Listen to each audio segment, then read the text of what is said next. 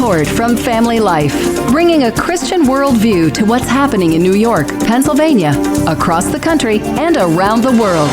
Weather with Kevin Williams, plus special features and reports with the Family Life News team. Now, here's what's happening.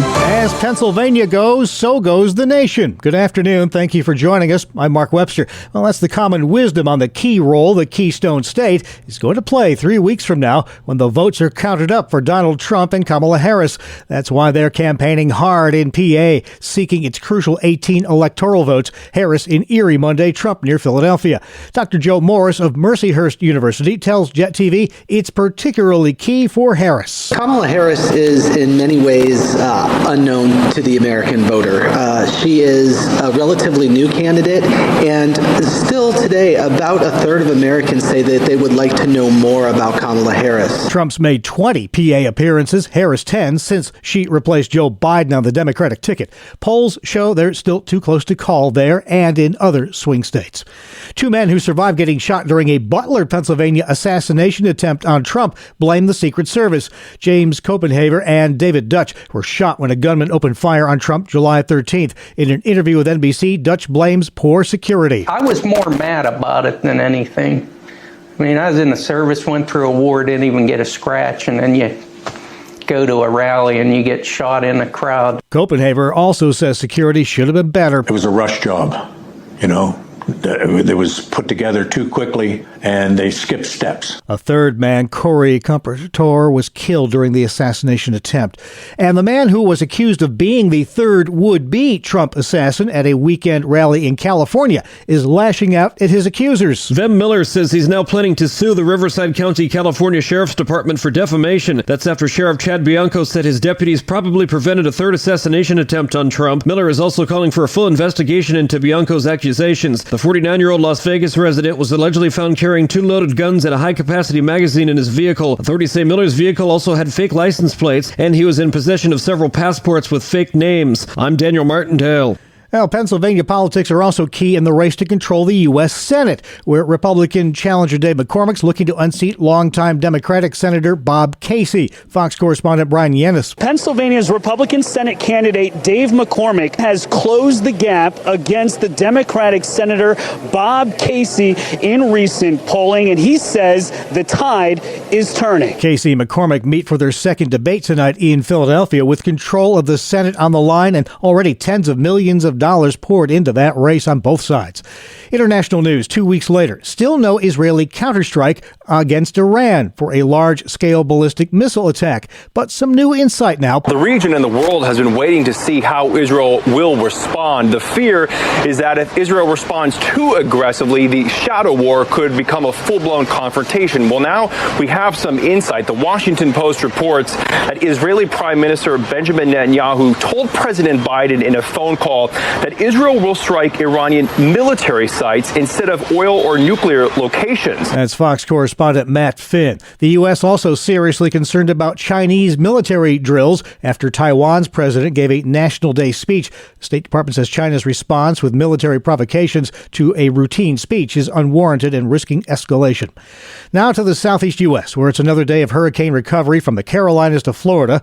In Florida, one critical business sector trying to put things back together, the multi-billion-dollar citrus industry. It is critical that we see resources that can come in and help these growers to rehabilitate our groves and continue to rebuild this industry. Florida's Governor Ron DeSantis says they're making progress on getting fuel back to every part of the state. More and more gas stations, as they get power, also get the fuel. It's not 100%, but they're making good progress. And to western North Carolina, where Asheville restaurant owner Brian King is among many who are just exasperated. I mean, you look around, the cleanup is going to take months, if not years. King says he doesn't know if he'll ever recover from the damage done by flooding from Hurricane Helene.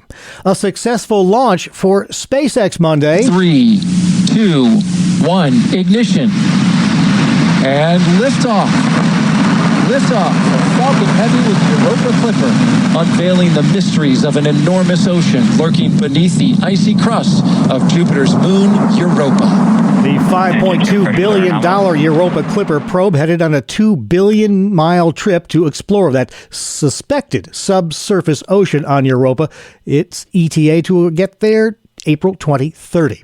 Not everyone's excited for SpaceX, though. Some environmental groups are angry that Elon Musk's private spaceflight company is allowed to launch rockets in South Texas. Jared Margolis with the Center for Biological Diversity says that hundreds of thousands of gallons of water is being spewed into a wildlife refuge. Under the Clean Water Act, they're supposed to have a National Pollution Discharge Elimination System permit. They've applied for that permit, but they have not obtained the permit. The state of Texas says the mere fact that SpaceX has applied is good enough for now. And another corporate heavyweight, Google, throwing its weight behind the construction of 7 small nuclear reactors in the U.S. to power AI. Google announced the agreement with the nuclear energy startup Kairos Power with the Silicon Valley giant, targeting 500 megawatts of nuclear power by the middle of the next decade, enough to power a small city or one AI data center campus. Kairos wants to have those reactors online between 2030 and 2035. Still to come on the Noon Report, dissecting changes to Medicaid, the pros and cons of greener trucks in New York, and changing trends in career planning. Good afternoon. I'm Kevin Williams. We're still stuck in a November-like pattern. That will change, though, by week's end. We'll have forecast details coming up in 10. Very good, Kevin. Now checking the stories making news where you live in New York and Pennsylvania. New York's open enrollment period for Medicare beginning statewide today, and there are changes that could prove to be a boon to consumers.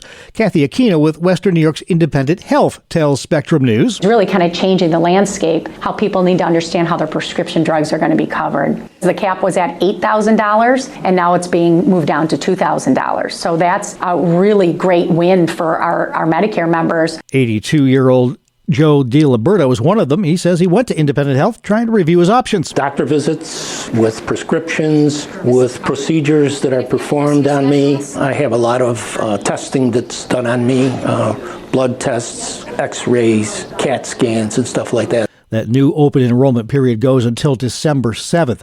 Starting next year, New York's advanced clean truck regulations take effect, requiring manufacturers that make heavy vehicles to sell an increasing percentage of electric vehicles each year moving forward.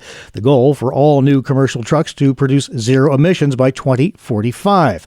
State DEC Interim Commissioner Sean Mahar says it's a critical part for meeting the state's climate goals. This rule is one of the tools that we use in collaboration with other states like California to really make sure that we're driving the industry in the places where it needs to go for electrification. The Trucking Association of New York, though, opposed those regulations and says many of its concerns have yet to be addressed. We are very much in support of making that shift.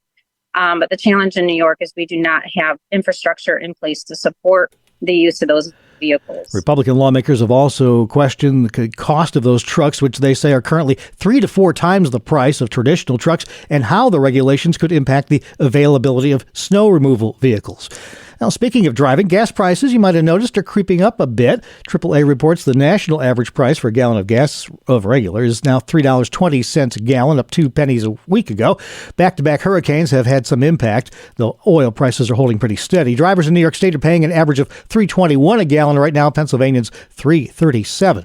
A new law aims to make it easier for New York's public libraries in disadvantaged communities to use state aid for building projects. State Assemblyman Angela Santa Barbara says it'll increase aid to allow more libraries in those communities to keep their doors open. It also eliminates a sunset clause in existing state law that left libraries at risk of leaving that funding on the table if projects weren't completed on time. The executive director of the New York Library Association, Annalee Dragon, says the bill could provide relief to struggling facilities dealing with financial constraints. Those communities that are having those issues are often high needs districts, and those communities need them even more than any place else would need its library. Another bill likely to see the light of day next session would prohibit publishers from limiting the number of copies of an e-book that are available at a given public library. Now, hitting the books has been a problem for a lot of New York State students. Since the pandemic, the shutdown of classrooms in favor of remote learning shifted student attendance habits, and they haven't really recovered much since. State Controller Thomas DiNapoli tells WSTM in Syracuse new data show 1 in 3 state students is chronically absent from classes. The Syracuse schools have also identified dealing with this absenteeism issue as their number one priority as far as their improvement agenda. And it begins with communication with the parents. The families have to be involved in this. It has to be a holistic approach. Chronic absenteeism is defined as missing at least 10% of classes during the school year. From the Cuse to the Queen City, bye-bye Byron. Buffalo Mayor Byron Brown has officially resigned from office as he takes a job heading up the Western Regional Off-Track Betting based in Batavia. Some parting words from him this morning. I'm feeling very thankful to the people of Buffalo, thankful for the support that I've received all of these years, thankful to the many people that brought me into their homes, their kitchens, their hearts. Buffalo Common Council President Christopher Scanlon now takes over the reins as interim mayor. Brown leaves office as the longest tenured mayor in Buffalo's history, 19 years on the job. He also made history in 2005, elected as the first black mayor of Buffalo. A growing number of high school graduates have been ditching the traditional college track in favor of learning a vocation and saving tuition bills and the uncertainty of the hiring process afterwards.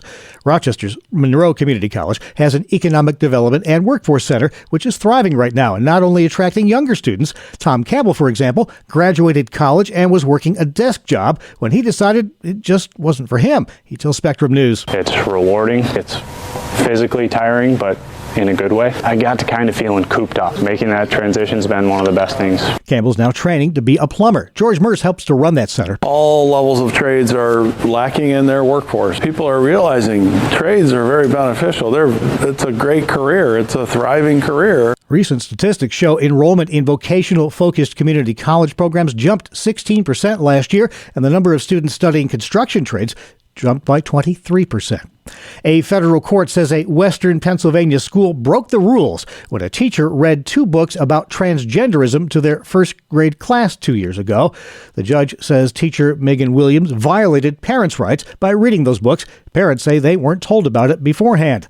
The judge wrote that, quote, absent a compelling governmental interest, parents have a constitutional right to reasonable and realistic advance notice and the ability to opt their elementary-age children out of non-curricular instruction on transgender topics. It's still unclear, though, what that ruling might mean to other schools across Pennsylvania.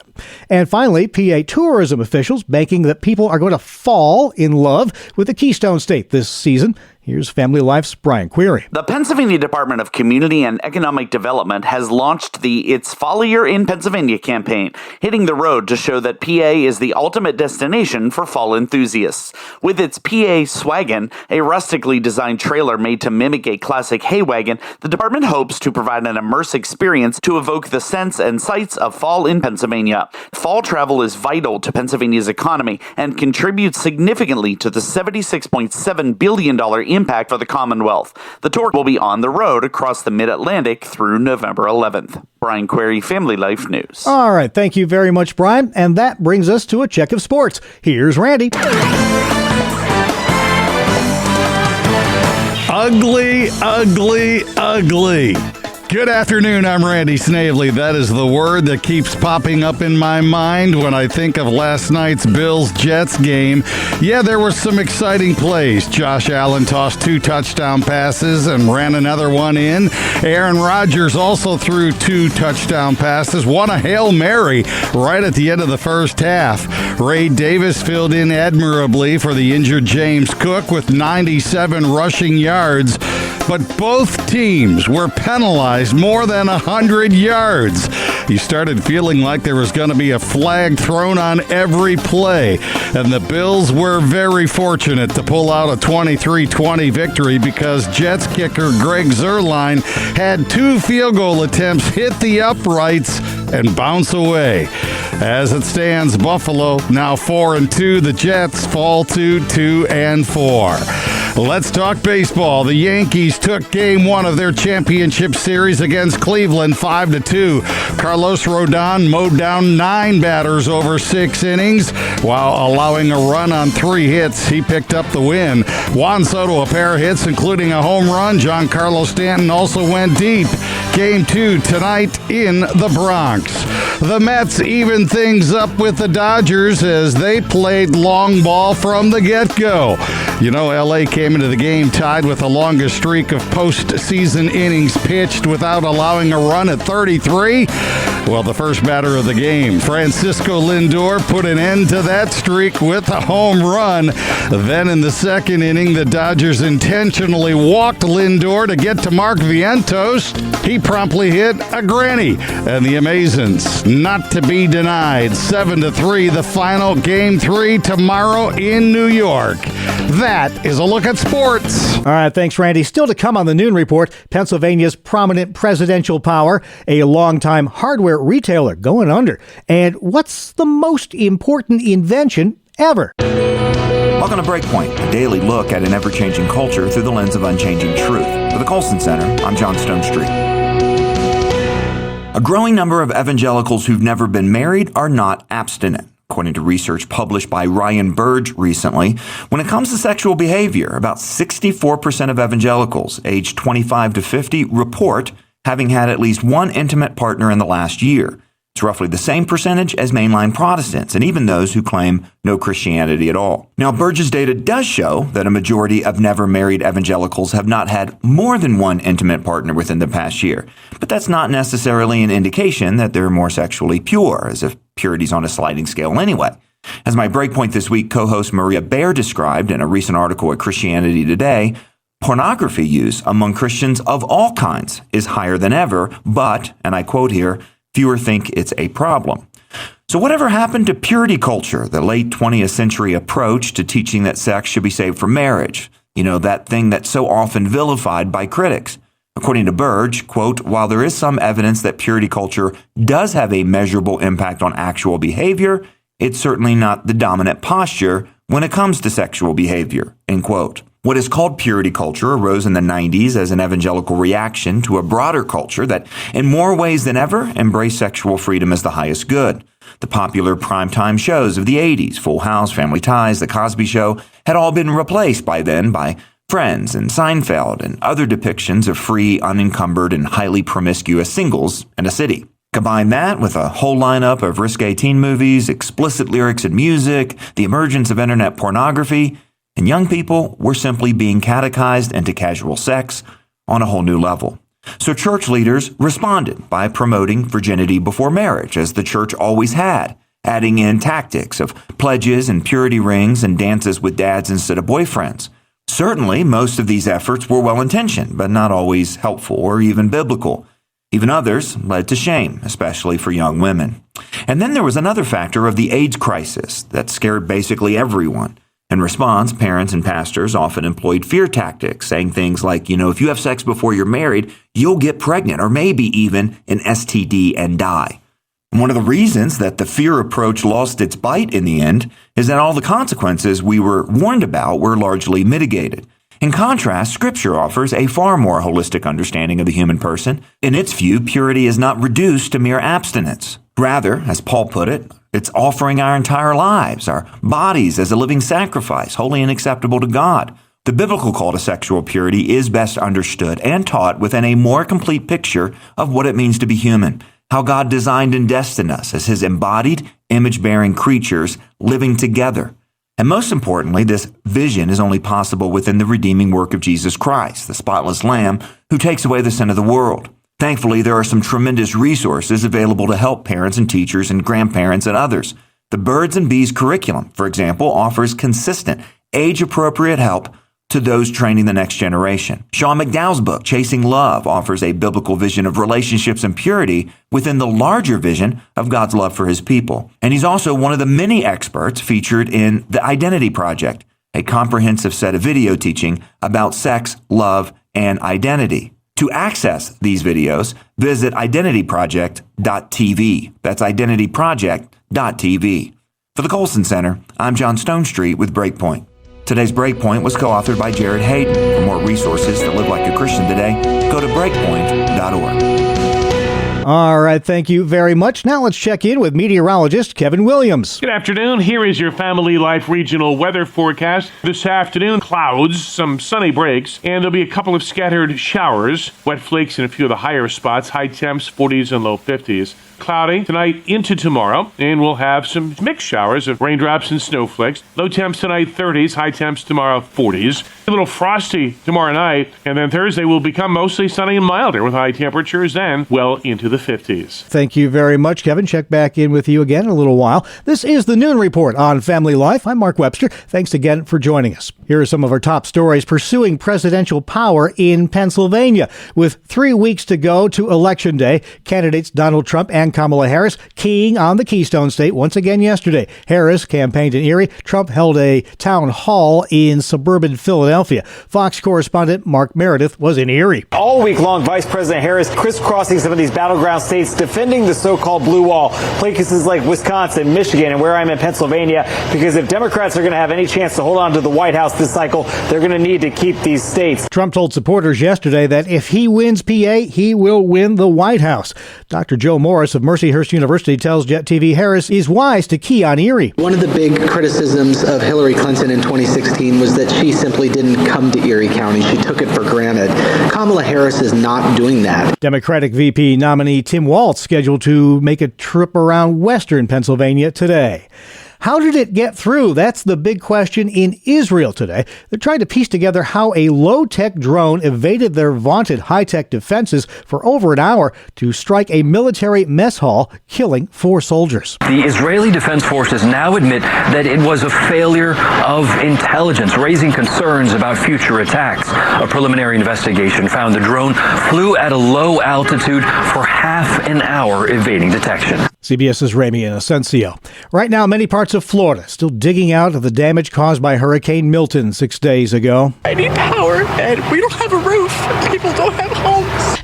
In some areas, the water is still rising. In some areas of the Withlacoochee, we're not going to see peaks for 4 weeks after the storm. Linemen working around the clock, thousands of them, to get the power back on to everybody. They made a lot of progress. The Port of Tampa is shut down, though. Fuel supplies at a standstill. The state's opening up 12 fuel distribution sites to provide free gasoline in limited quantities. Experts say it's going to take Florida months to fully recover from Hurricane Milton.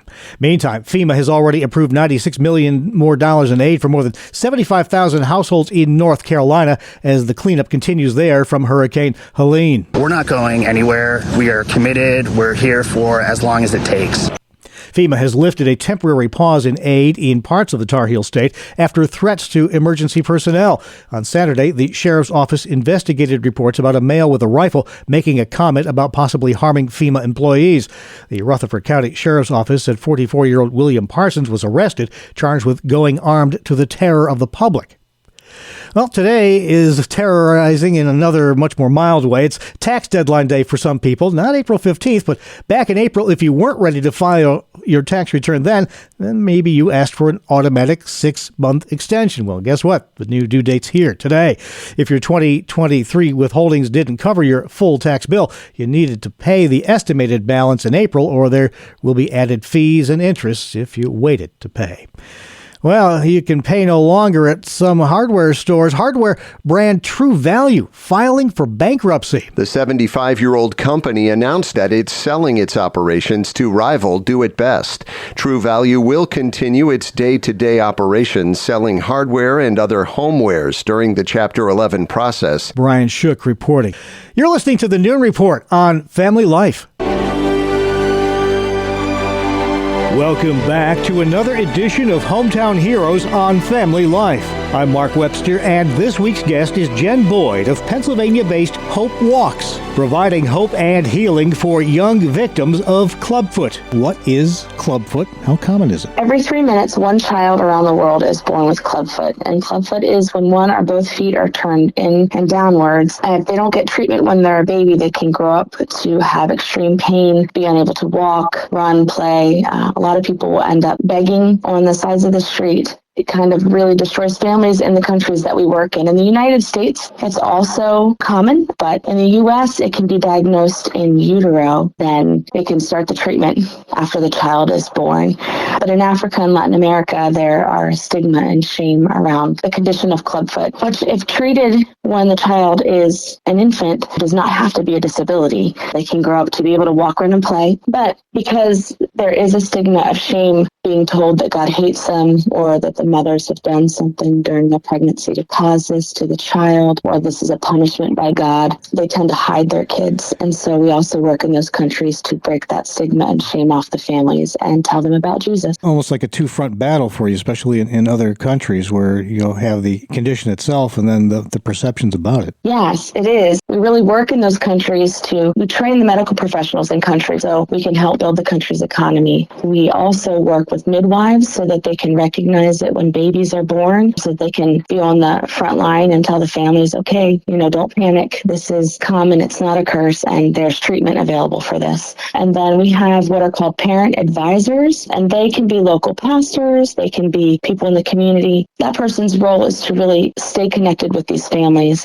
help them schedule their next appointment at the clinics, but also to share the love of Jesus with them, to break off stigma and shame. It's really amazing to see these families come in at the beginning and they feel so heavy, and then after they start receiving the treatment and they realize that their child does not have to grow up with a disability, and that there are lies that were not true, and they end up having a community of people who are like them, and they learn about the love of Jesus. And it's really amazing to see these families just come back to life. It's a privilege and an honor to help these children physically heal, but also get to really see the families' lives heal. The good news, if you will, is that it's treatable, and it sounds like timing really is of the essence, too. The earlier, the better. It truly is, because, the bones are more flexible in the children when they're small, and so you want to try and get them as young as possible. It's really ideal when they're under 1, because you hope that they can get their treatment in before they would actually start walking anyway. Tell me a bit now about Hope Walks. How was it formed? How did you get involved? Hope Walks started in 2018, and Andrew and Scott started it. We used to be connected with another organization, and that organization really needed to focus more on major surgeries, and clubfoot doesn't need major surgery. It's just grown from there. I got involved about a year ago. I've always had a heart for women and children, and I knew that the Lord was calling me into missions in some way, or the nations in some way. I just felt like God was saying it's time.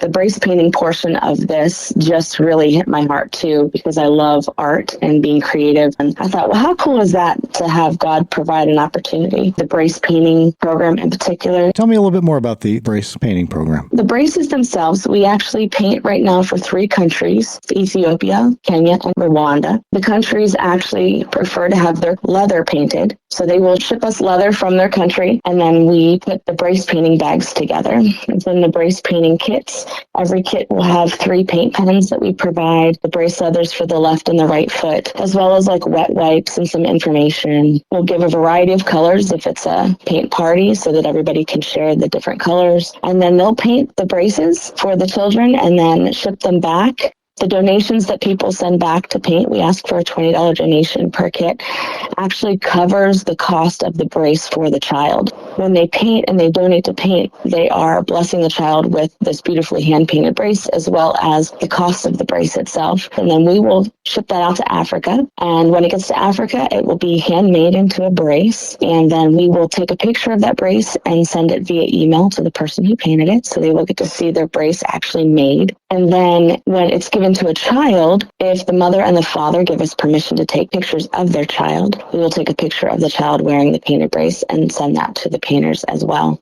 It's a way for people to creatively be involved. We also ask people when they paint, pray for the child that you're painting for. Your prayers will literally be the foundational steps that they take. It's powerful because we know how powerful prayer is. That's Jen Boyd of Pennsylvania's Hope Walks, providing hope and healing for young victims of clubfoot. Please join us again next time as we search for your home, your town, your hero. It's Hometown Heroes on Family Life. And Hometown Heroes airs Tuesday during the noon report or online anytime at familylife.org. Just ahead, what's the most important invention ever? I want to be a cowboy, and you can be my cowgirl. I wanna be a cowboy. Good afternoon. Here is your Family Life regional weather forecast. An area of low pressure in the Canadian Maritimes continues to circulate chilly air across our region. Scattered showers and, yes, even some snowflakes have been seen for some. But as that system departs, high pressure out of central Canada will build in. The result will be brighter skies and a warm-up as we head toward week's end. For this afternoon, though, plenty of clouds, some sunny breaks, and there'll be a couple of scattered showers, wet flakes in a few of the higher spots, high temps, 40s and low 50s. Rather cloudy tonight into tomorrow, and we'll have some mixed showers of raindrops and snowflakes, depending upon elevation, location. Low temps tonight, 30s, high temps tomorrow, 40s. Could be a little frosty tomorrow night, and then Thursday will become mostly sunny and milder with high temperatures then well into the 50s. All right, looking forward to that warm-up, Kevin Williams. Thank you very much. Finally at noon, what's humanity's greatest invention of all time? The wheel, the light bulb, telephone?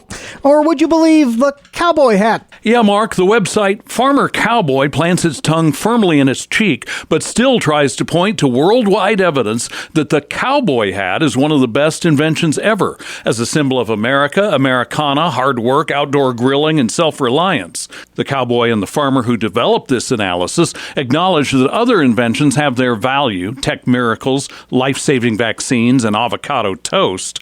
But Farmer Cowboy contends if we disagree, well, we probably don't own a cowboy hat. And that, they say, is where our problems truly begin. Greg Gillespie, Family Life News. Oh, thank you, partner. That's the world we live in for Tuesday, October 15th, 2024. As always, we thank you very much for listening. I'm Mark Webster, Family Life News. You've been listening to the Noon Report, heard weekdays on Family Life. Thank you for listening.